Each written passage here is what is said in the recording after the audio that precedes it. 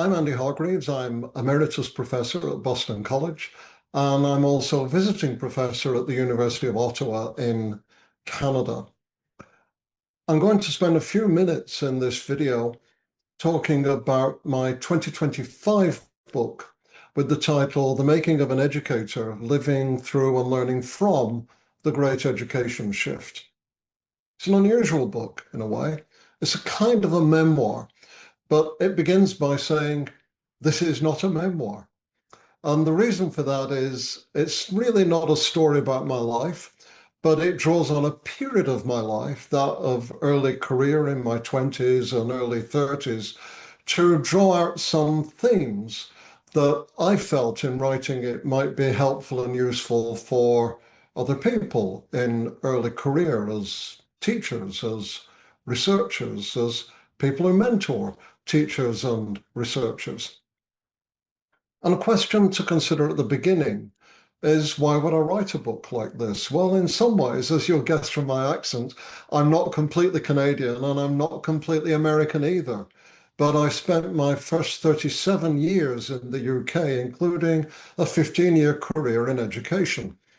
And when I moved to Canada in 1987, Canada was pleased to have me. It wanted my qualifications. It knew I was certified for the job that I came for at the University of Toronto. But as is the case for many immigrants, the country that I moved into wasn't especially interested in the specifics of what I've done before.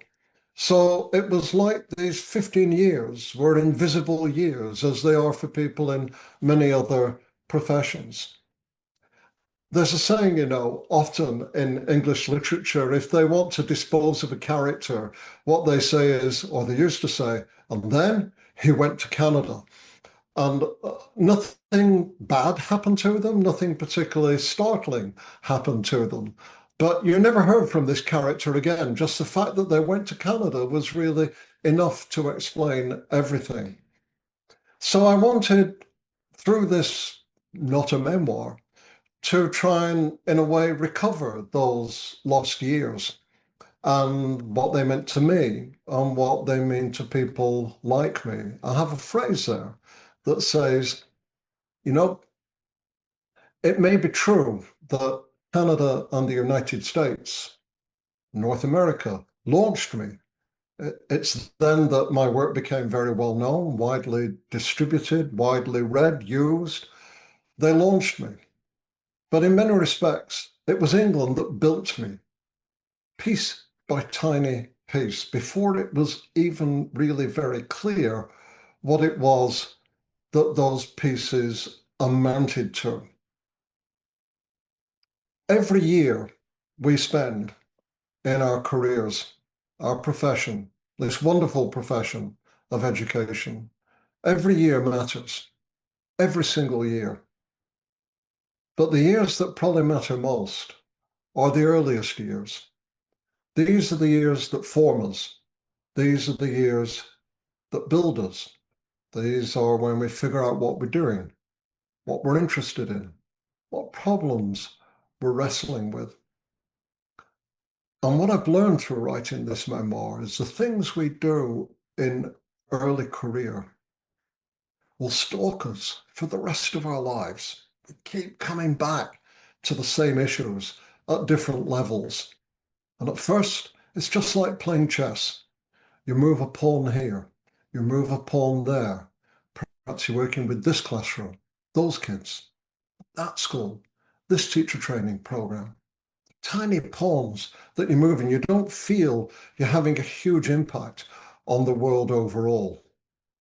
But as these skills, interests, new bits of knowledge, relationships you develop then grow, you get opportunities in some cases like mine to start working on a bigger scale, to work with whole school districts, not just individual schools, to work with entire states, provinces, countries, as I do now, and I'm an advisor in two countries. And many of the same issues now are the issues that I began with in earlier career.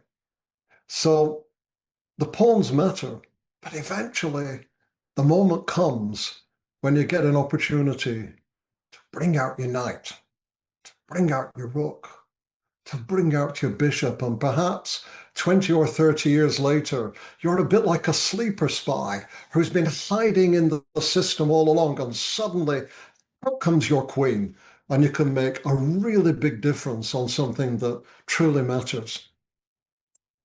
Last year, I was part of an OECD review for the country of Ireland and its assessment policy.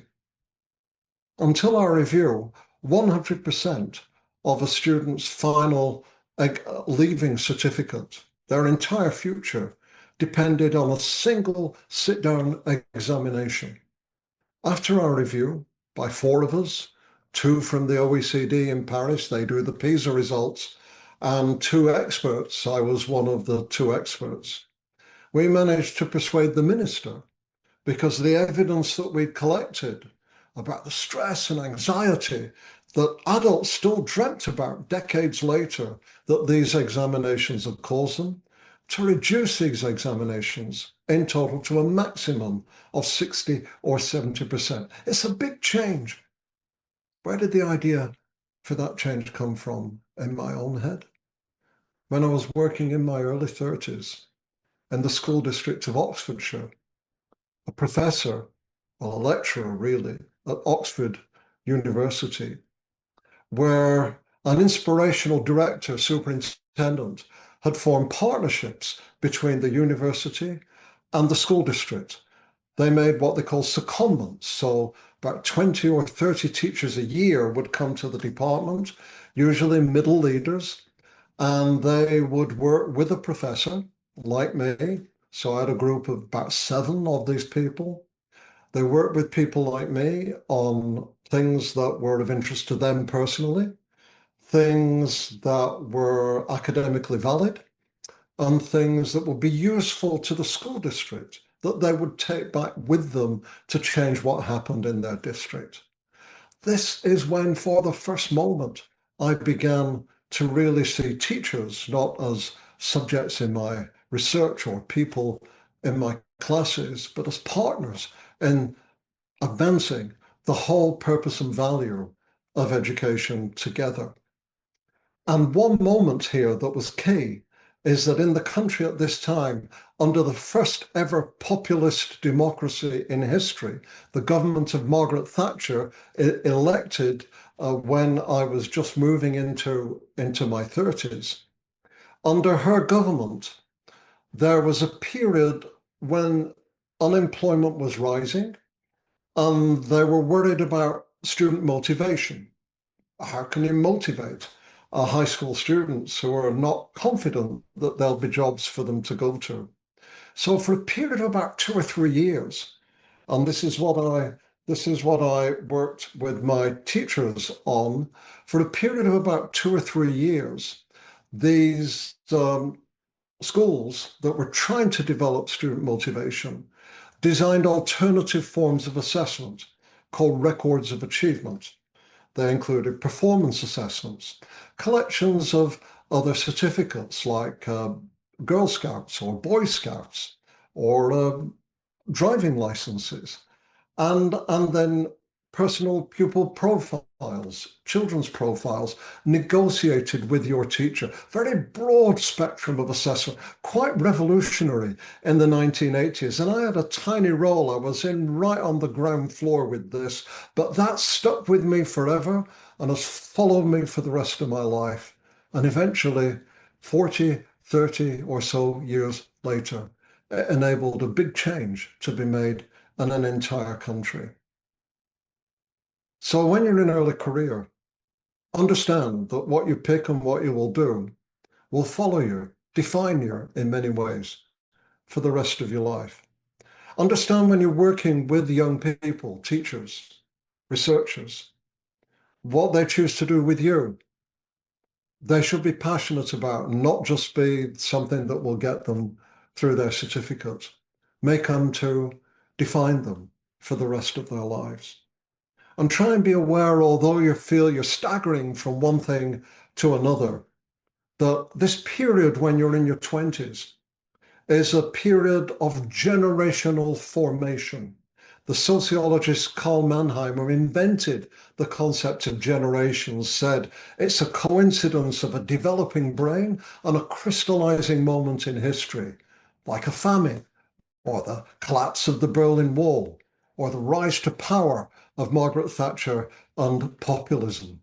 And how you respond to this will define in many ways how you and your entire generation will respond to things professionally within the future. So if we can, try and be a bit more aware of the times that we're in, how we respond to them, and how we can take that forward for our work in the future. And in doing that, let's try and bridge the gap between the generations so that older scholars don't look down on younger scholars with no thought for the difficult lives, the family problems, the financial problems, the moving of house, the struggle to define who they are when they're younger. Don't be harsh when we look at their promotion and tenure. And when we're younger scholars, don't look at our older peers and imagine that if it looks like they have it all made, that they always had it all made, that once